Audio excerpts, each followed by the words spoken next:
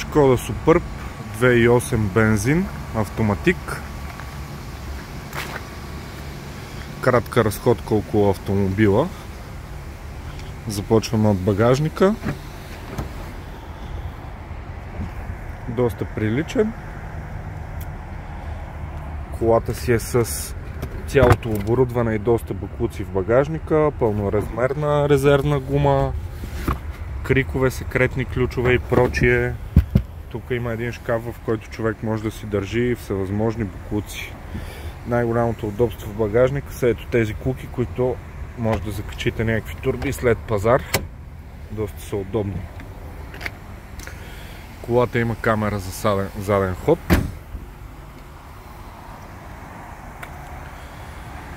Задна дясна седалка, изключително широко пространство. Дори доста високи хора не изпитват абсолютно никакви затруднения в автомобила. Колата разполага с задна щора, LED осветление абсолютно навсякъде. В момента е с гумените си стелки, но по принцип разполага и с текстилни. Салона е полукожа, с текстил по средата и кожа отстрани. Смея да твърда, че е доста добре запазен. За задните пасажери има също подгряване на седалките на 5 степени и зона от климатроника, която духа. Предна дясна седалка. В жабката има един свален радар детектор, който е бонус към автомобила. Предна дясна седалка също е доста удобна. Напълно електрическа и тя.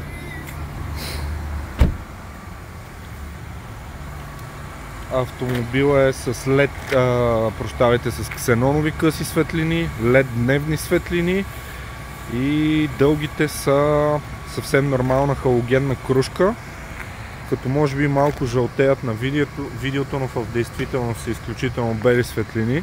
Тази кола нетипично за автомобил от Volkswagen групата има много добри фарове.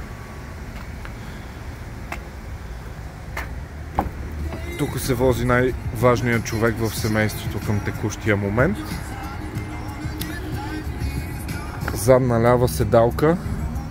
Има достъп до една жабка, в която тук се побира и чадър. Може да се съхраняват всевъзможни боклуци. И най-важното място в автомобила, шофьорското.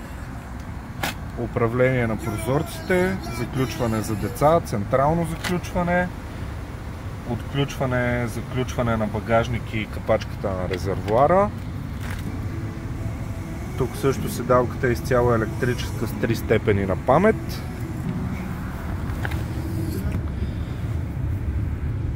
Автомобила има осветени седници с огледало за суетните хора. Активно огледало, което се затъмнява, ако някой ви заслепява, макар че автомобила е с затъмнени прозорци отзад и штора и доста трудно някой ще ви заслепи.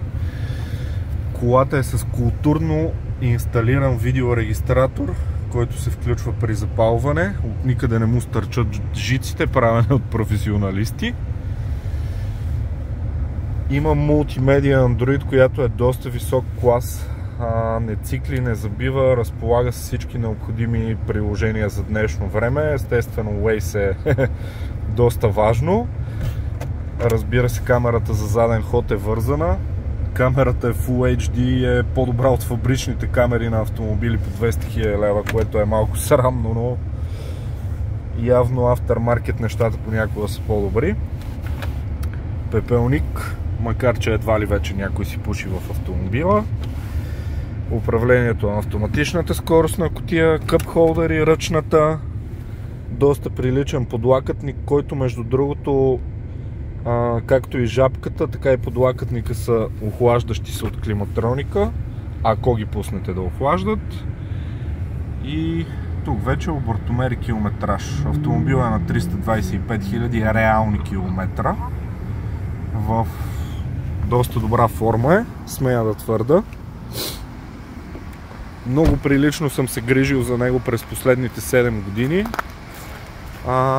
Като към текущия момент се продава в вида, в който го виждате, изключение на целия багаж вътре, с два комплекта 17 цолови гуми, като тези, които се виждат в момента на видеото, са зимни, Hankook iSept RS3 и са на около 2000 км.